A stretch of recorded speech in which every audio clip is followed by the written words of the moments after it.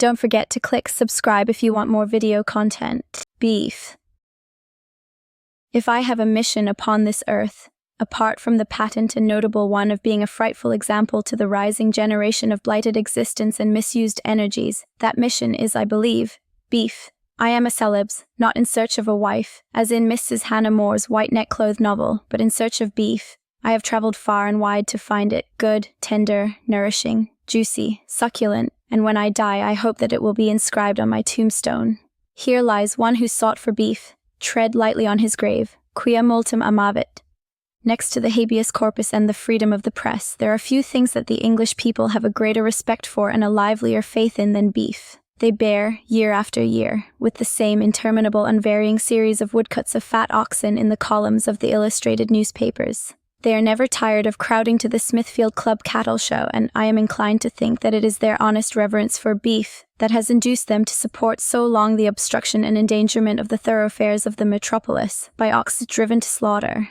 Beef is a great connecting link and bond of better feeling between the great classes of the Commonwealth. Do not dukes hob and nob with top-booted farmers over the respective merits of Shorthorns and Alderneys.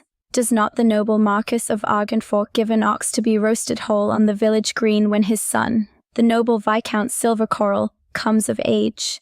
Beef makes boys. Beef nerves our navvies. The bowmen who won Crecy and Agincourt were beef-fed, and had there been more and better beef in the Crimea a year ago, our soldiers would have borne up better under the horrors of a Chersonesian winter. We feast on beef at the great Christian festival. A baron of beef at the same time is enthroned in St. George's Hall, in Windsor's ancient castle, and is borne in by lackeys in scarlet and gold. Charles II knighted a loin of beef, and I have a shrewd suspicion that the famous Sir Bevis of Southampton was but an ardent admirer and doughty knight-errant in the cause of beef. And who does not know the tradition that even as the first words of the newborn Gargantua were, a boyar, signifying that he desired a draught of Burgundy wine, so the first intelligible sounds that the infant Guy of Warwick ever spake were, beef, beef.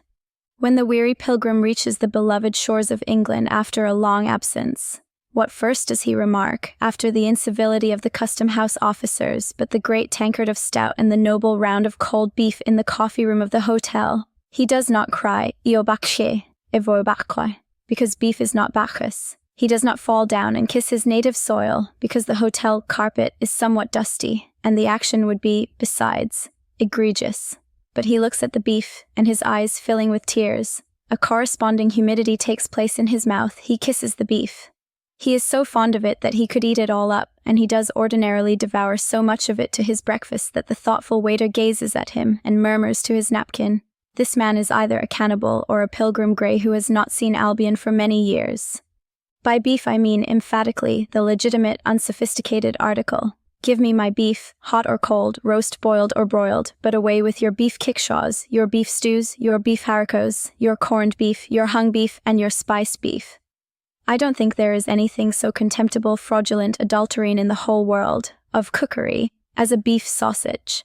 I have heard that it is a favorite dish with pickpockets at their raffle suppers. I believe it.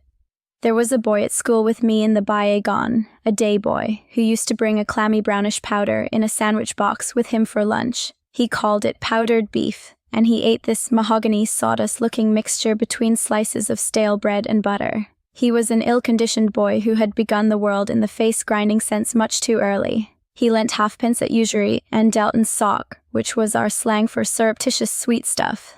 And I remember with what savage pleasure I fell upon and beat him in the course of a commercial transaction involving a four-bladed penknife he had sold me, and which wouldn't cut. No, not even slate pencil, but the penknife was nothing more than a pretext. I beat him for his beef. He had the ringworm, and it was bruited about afterwards that he was of Jewish parentage. I believe, when he began life, he turned out but badly. I am reminded, however, that the subject of beef as a British institution has already been treated at some length in this journal. I have merely ventured a few remarks on the bovine topic generally to preface the experience I have to record of some recent travels in search of beef I have made in the capital of France. One might employ oneself better, perhaps, than in transcribing the results of a week's hankering after the flesh pots of Egypt, and surely the journey in search of bread is long and wearisome enough that we might take beef as it comes, and thankfully. But as I have said, beef is my mission. I am a collector of bovine experiences, as some men collect editions of Virgil, and some Raphael's Virgins, and some broadsides, and some butterflies. And I know that there are moralities to be found in beef as well as in the starry heavens, and the vestiges of creation. Let me first sum up all the knowledge I have acquired on the subject by stating my firm conviction that there is no beef in Paris. I mean no beef fit to be eaten by a philosopher. Some say that the French cut their meat the wrong way, that they don't hang it properly, that they don't hang it enough, that they beat it, that they overcook it, but I have tasted infinite varieties of French beef of the first, second, and third categories. I have had it burnt to a cinder, and I have had it very nearly raw. I have eaten it in private English families resident in Paris and dressed by English cooks. It is a delusion, there is no beef in Lutetia. The first beef I tried in my last campaign was the evening I dined at his lordship's. Don't be alarmed, my democratic friend. I am not upon Lord Cowley's visiting list, nor are any coroneted cards ever left at my door on the 6th story. I did not receive a card from the British Embassy on the occasion of the last ball at the Hôtel de Ville, and I am ashamed to confess that so anxious was I to partake of the hospitality of the prefect of the Seine, the toilettes and the ice punch are perfect at his balls, that I was mean enough to forswear temporarily my nationality and to avail myself of the card of Colonel Waterton, privilege of Harshelopolis, Mass. Said Colonel, being at that time, and in all probability exceedingly sick, in his stateroom of the United States steamer Forked Lightning in the middle of the Atlantic Ocean, but by his lordship's I mean an Anglo-French restaurant named after a defunct English city eating house situate near the Place de la Concorde, and where I heard that real English roast beef was to be obtained at all hours in first-rate condition. Now, there is one thing that I do not like abroad, yea, two that are utterly distasteful to me. The one thing is my countrymen's hotels and restaurants. These houses of refection I've usually found exceedingly uncomfortable, so I was disposed to look somewhat coldly upon his lordship's invitation, as printed upon placards and stencilled on the walls, till I was assured that his beef was really genuine, and that he was an Englishman without guile. His lordship's mansion I found unpretending even to obscurity. There was no porte cochere, no courtyard, no gilt railings, nor green verandas. His lordship's hotel was in fact only a little slice of a shop with one dining room over it, for which I was told he paid an enormous rent, some thousands of francs a year.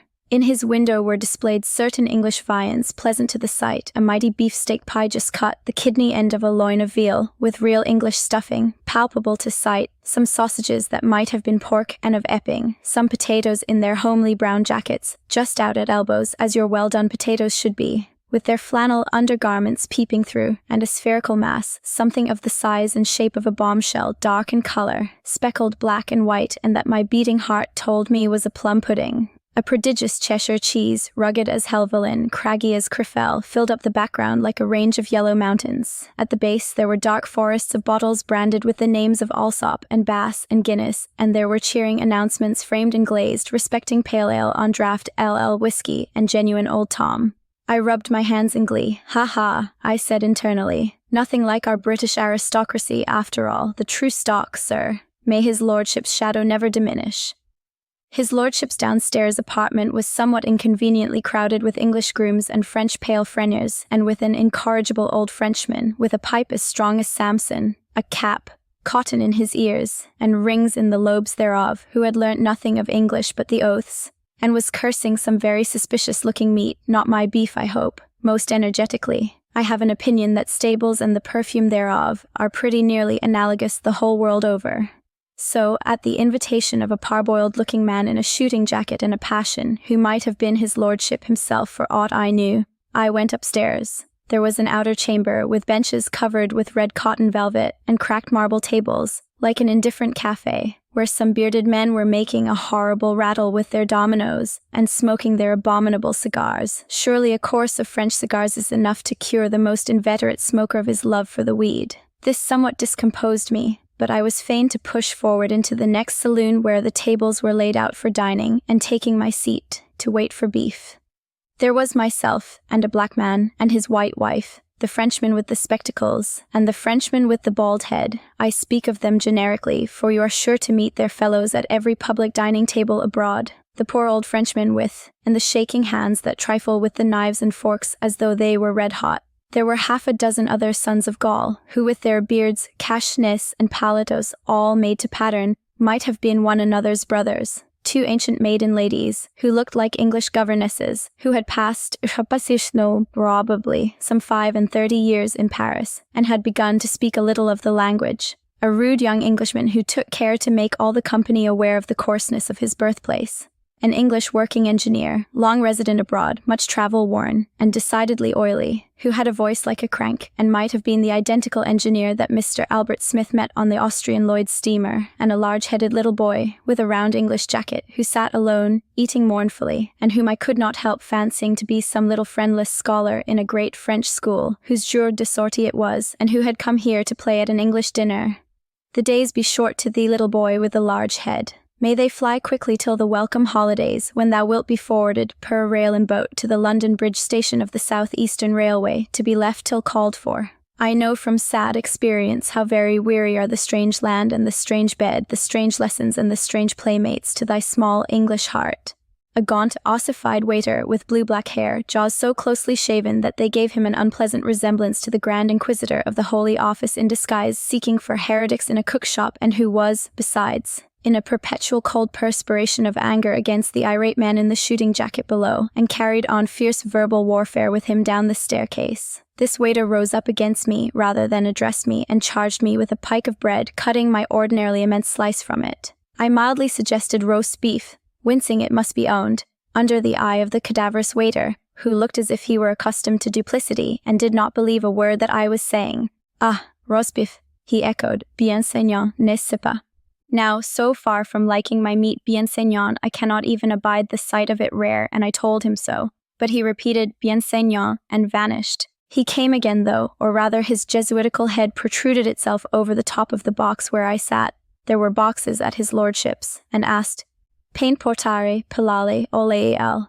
I was nettled, and told him sharply that I would try the wine, if he could recommend it. Whereupon there was silence, and then I heard a voice crying down a pipe. Pain portar. He brought me my dinner, and I didn't like it. It was bien saignant, but it wasn't beef, and it swam in a dead sea of gravy that was not to my taste. Fat from strange animals seemed to have been grafted onto the lean. I did not get on better with the potatoes, which were full of promise, like a parcaque, and unsatisfactory in the performance. I tried some plum pudding afterwards, but, if the proof of the pudding be in the eating, that pudding remains unproved to this day, for when I tried to fix my fork in it, it rebounded away across the room, and hit the black man on the leg. I would rather not say anything about the porter, if you please, and perhaps it is well to be brief on the subject of the glass of hot gin and water I tried afterwards, in a despairing attempt to be convivial, for it smelt of the midnight lamp like an erudite book, and of the midnight oil can, and had the flavour of the commercial terebinthium, rather than of the odoriferous juniperus. I consoled myself with some Cheshire cheese, and asked the waiter if he had the press. "The time is gauge," he answered. I did not want the Times, I wanted the press. "Sir," he repeated wrathfully, "the time is gauge, le journal anglais," he accentuated this spitefully, "is gauge." He would have no further commerce with me after this, and doubtlessly thinking that an Englishman who couldn't eat his beef underdone or indeed at all, and preferred the press to the Times newspaper, was an outcast and a renegade, abandoned me to my evil devices, and contented himself with crying voila from the murky distance without coming when I called. He even declined to tend to receive payment, and handed me over for that purpose to a long French boy in a blouse whose feet had evidently not long been emancipated from the pastoral sabots, whose hair was cropped close to his head, in the manner suggesting county jail at home, and ignorance of small toothcombs abroad, and who had quite a flux of French words, and tried to persuade me to eat civet de lièvre that was to be served up at 7:30 of the clock. But I would have borne 100 disappointments similar to this dinner for the sake of the black man. Legs and feet, he was a character. He sat opposite to me, calm, contented, magnificent, proud. He was as black as my boot and as shiny. His woolly head, crisped by our bounteous Mother Nature, had unmistakably received a recent touch of the barber's tongs. He was perfumed. He was oiled. He had moustaches, as I live, twisted out into long rats' tails by means of pomade hongres. He had a tip. He had a scarlet Turkish cap with a long blue tassel. He had military stripes down his pantaloons. He had patent leather boots. He had shirt studs of large circumference, pins, gold waistcoat buttons, and a gorgeous watch chain. I believe he had a crimson under waistcoat. He had the whitest of cambric handkerchiefs, a ring on his forefinger, and a stick with an overpowering gold knob. He was the wonderfulest nigger that the eye ever beheld. He had a pretty little English wife, it is a fact, madame, with long auburn ringlets, who it was plain to see was desperately in love with and desperately afraid of him. It was marvelous to behold the rapt, fond gaze with which she contemplated him as he leaned back in his chair after dinner and refreshed his glistening ivories with a toothpick. Equally marvelous was the condescension with which he permitted her to eat her dinner in his august presence and suffered her to tie round his neck a great emblazoned shawl like a flag. Who could he have been? The father of the African twins, the Black Malibran's brother, Baron Pompey, Prince Musalakatzik of the Orange River, Prince Bobo, some other sable dignitary of the Empire of Haiti, or the renowned Soluke himself, incognito. Yet, though affable to his spouse, he was a fierce man to the waiter. The old blood of Ashanti, the ancient lineage of Dahomey, could ill brook the shortcomings of that cadaverous servitor. There was an item in the reckoning that displeased him. "What's this, sah?" he cried in a terrible voice. "What's this, sah? Fesh your massa, sah." The waiter cringed and fled, and I laughed. "Good luck have thou with thine honor, ride on." Honest black man, but oh, human nature, human nature. I would not be your nigger for many dollars. More rib roasting should I receive, I am afraid, than ever Uncle Tom suffered from fierce Legree. I have not dined at his lordship since. I would dine there any day to be sure of the company of the black man, but I have more to say about beef. Don't forget to click subscribe if you want more video content.